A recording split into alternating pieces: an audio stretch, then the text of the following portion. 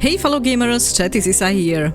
We've got a big update on the Expanse Osiris Reborn in the beginning of January during an exclusive interview with the game design director and the game design producer, who provided us with more details in regards of the factions, classes, character creation, including your sibling, companions and the relationship with them, including romances, and of course the combat and general gameplay. So let's review the key points here together with some of my thoughts. The topics are summarized in chapters and you can find the list in the description below.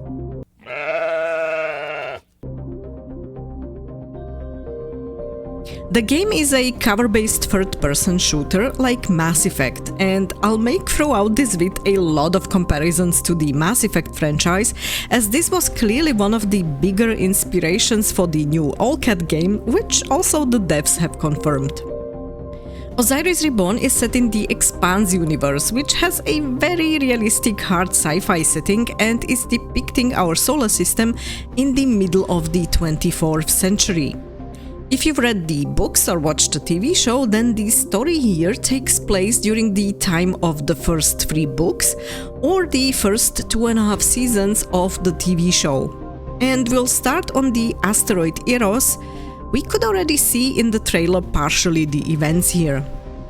Familiar faces from the TV show were again mentioned as cameos within the game, but not specific characters, which makes me very curious, to be honest. However, a tiny hint came from the design producer, as she mentioned that our story is happening at the same time as Holden and his crew of the Rocinante are also around. This also presents a challenge on how to combine the original story and characters with our new game story if they want to keep the original canon intact. For those familiar with the Expanse, it will be very interesting to see how the game ties into what we already know. They've mentioned that this game will not overshadow the main events from the original story, but rather be a part of it. And the team behind the game took a lot of inspiration from both the books and the TV series. The TV show was serving rather as an inspiration for the visuals and the books for the narrative side, but the game has the advantage of not being limited in the same way as a live series was. So they've also tried to improve, not just simply copy or imitate what was there before. The Belters were a great example provided here. Based on the books, they're much taller and thinner than Earthers or Martians, but you don't have an option to stretch people on the TV screen without a lot of effort, costs or CGI, so the show didn't really reflect this aspect of their physiology for the most part. But we could clearly see already in the initial trailer for Osiris Reborn that the studio has paid great attention to this kind of details in the game. The devs try to create the armors, guns, gadgets and certain abilities in line with the Expanse universe and make them as realistic as possible, even though this plays in the future. They wanted to stay true to the original setting while using also consultants for the different aspects of the game, which we could already see in the previous little update vids from Owlcat. This goes for the physics in space in terms of rotating space stations or spacewalks outside the hulls, the way how the sound carries or rather doesn't in the vacuum, and so on. There will be 3 known factions we already know: the Earthers, Martians and Belters.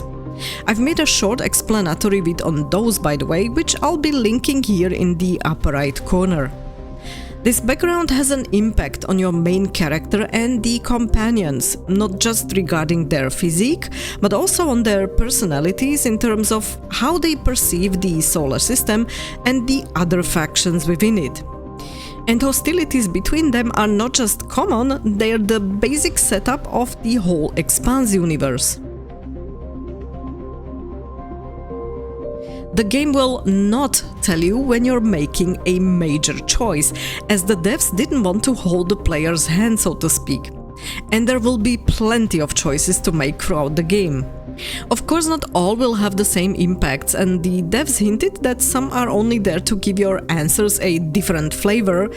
And here I'm wondering whether maybe this hints to how you can shape your character's personality, and how he or she is going to be maybe perceived by others. Not necessarily the full Paragon Renegade experience we've come to love in the Mass Effect franchise, but it could have been an inspiration for Osiris Reborn in this regard, I believe. Some side quests might have an impact on your playthrough, but the studio is trying not to reveal too much here, and I'm glad we don't get any spoilers, honestly. In general, our choices will have lasting effects on the story, characters, etc. And as I understood the rather cryptic response here, we should get different results based on what we do, say or choose, which would add a lot to the previously mentioned replayability of the game.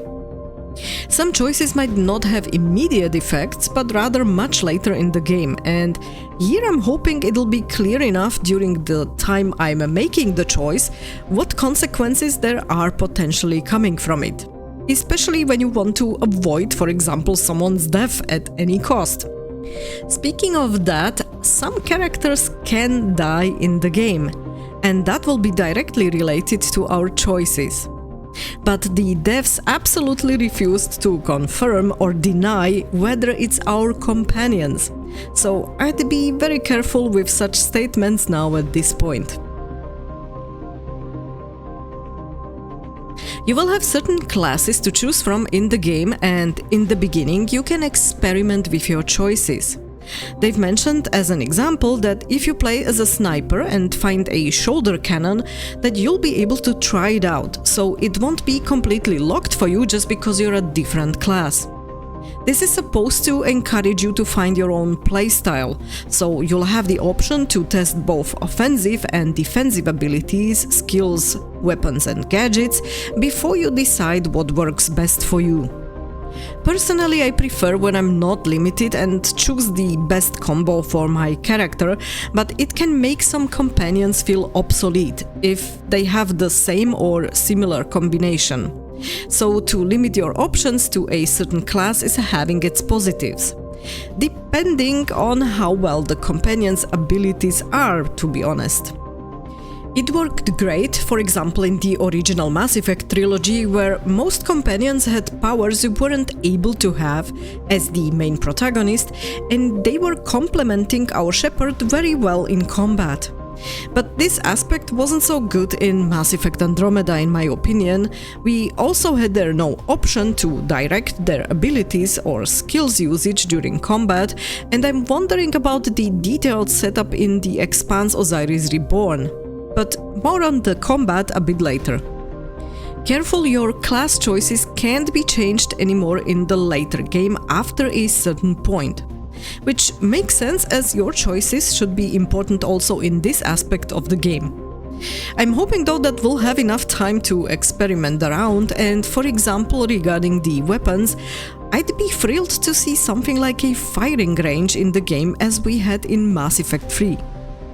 To lock down your choice at a certain point also adds then a new layer to the game's replayability, I think, when you can test out how a different class with different weapons, gadgets and abilities will perform during the final parts of the game in the second or third playthrough. Aside from being a Pinkwater mercenary, you can choose your origin from the 3 previously mentioned factions, which will, I'm sure, bring already very different interactions with some of the other characters in the game, be it your companions or some side characters. Any Belter won't be so fond of seeing an Earther or a Martian for that matter. You'll have facial and appearance customization, and a tricky bit mentioned during the interview was that we can choose our body type. But then the game design director immediately added male or female, which can be these days technically two contradicting informations, the body type and male-female, so I'm just adding this with a smile. But considering no nonsense pronouns were mentioned, the game looks to be even more promising after he specified that point. While you're creating your main character, the same choices will apply also to your sibling, which the studio already mentioned before this interview. However, they've pointed out that you should be able to tweak your sibling, and that's again a positive information, as you won't have the feeling that you're seeing the main character's clone, but rather a realistic sibling that has slightly different looks and, of course, personality traits. All companions are coming from different backgrounds, and it's up to you to make it work with these different characters. They all will have their own views on the situations we'll encounter, of course, and can give you more insights, crucial context, and advice from their perspective. Their stories are intertwined with the main plot, and they also will over time evolve their relationships with each other as the team grows together. The devs hinted that your choices in connection to the companions will shape the relationships going forward, basically hinting at a loyalty system similar to what we've seen in the Mass Effect series too, but that one is just my guess, so take that with a grain of salt. I wonder about the implications of antagonizing your own companions. It's one thing to simply ignore someone, it's another to actively antagonize. Usually I'm playing it nice because often the main protagonist depends on a good cooperation with the rest of the team, but I'm just wondering about the what-if option. Let's say similar to a renegade-style shepherd. On the other hand, there will be of course also romances, but the devs didn't specify which of the companions we will be able to romance. There are finally some interesting good-looking ones, unlike what we've seen in games over the very recent years, so I think I'll be trying out one during my first playthrough, just to see how Owlcat handles the topic here, especially considering the, so many times mentioned, various factions who are actively disliking each other. The combat will have 3 layers. First, the weapons, second, your abilities and additional gadgets, and the third one are your companions. From the explanation the devs provided, we should be able to order our companion to carry out certain tasks during the combat, so the companions can exploit certain situations and complement your own playstyle. My question here is more in terms of the usage of active skills and abilities, whether we'll be able to ask our companions just in general to carry out a specific task, or whether we can directly choose which skill and when to use. As mentioned at the start, this will be an RPG where the combat relies heavily on the cover system, and this in particular was inspired by games like The Division and Gears of War. The companion AI was built upon the inspiration from Uncharted and Last of Us, for example. So it's not just Mass Effect which has had an influence on Osiris Reborn, and I'm really looking forward to see how it all works together when playing. Last but not least, and this was a little detail I'm not sure everyone noticed, there will be in the future a separate video released specifically to showcase the game's combat. So that's fantastic news for us, and I'll be posting here on the channel any updates in this regard, of course. The exploration should primarily focus on the belt, as there might be some forgotten or lost items which we can find. The rest of the solar system is fairly well known and charted, so I wouldn't expect too many vast areas to explore like in some other sci-fi games. And the exploration is also not the focus of Osiris Reborn based on the info that we have. We'll be able to visit various planets, of course, so there will be multiple social hubs for meeting other people or go shopping, for example, like Luna, Mars, Ceres, Ganymede, and so on. Due to the increased costs of making a third-person RPG in that quality, like Osiris Reborn, the game will understandably not have the same size as we used to from Owlcat's isometric games, and the studio currently estimates the playtime to be around 30 to 40 hours. To be honest, I'm quite happy hearing that. I know, when a game is great, people wish for more and more content, and I used to love big games, for example, too. But if we consider how many games come out each year and what backlog many gamers have, then I'd rather appreciate these days a bit of a shorter game that gives me the replayability options. If it's not so great, I can still finish it in a reasonable amount of time just to see the story concluded, which is a key point for me. And if it's great, I'm happy to replay the game again and play around with my choices to see the possible different outcomes. Just like it was in Mass Effect, we should pay attention to our surroundings and listen to the dialogues people have in the background. There are little details hidden there, and this shows the level of love the game was designed with.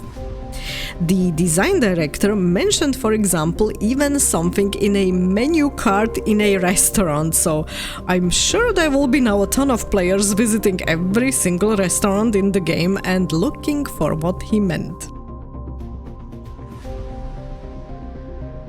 So that's the summary of all the detailed information, although I'm still having plenty of questions I'd love to know the answers to. Like, who will be the main antagonist? As we've seen the proto-molecule at work in the trailer, maybe someone who wants to get their hands on it? Maybe someone like Winston Duarte from the later books, for example? The design director mentioned a tremendous enemy, which means for me someone very powerful within the Expanse universe, either financially or politically, considering the lore, and that is another intriguing thought that makes me look forward to the game so much. And what about you? What aspects do you wonder about in the game? What do you hope to see, and what would you rather like to avoid when playing? As for the mentioned cameos, if you watched the TV series, whom would you like to see in the game? And how about the estimated playtime of the game? Do you wish for more, maybe more on the exploration part, or are you okay with those 30 to 40 hours? Let me know in the comment section below. I'm looking forward to reading your feedback. You can find the link to the full devs interview in the description below, by the way. And if you like the vid, don't forget to hit the like button or subscribe to the channel. Either one will be very much appreciated. Thank you very much for watching, stay tuned and game on!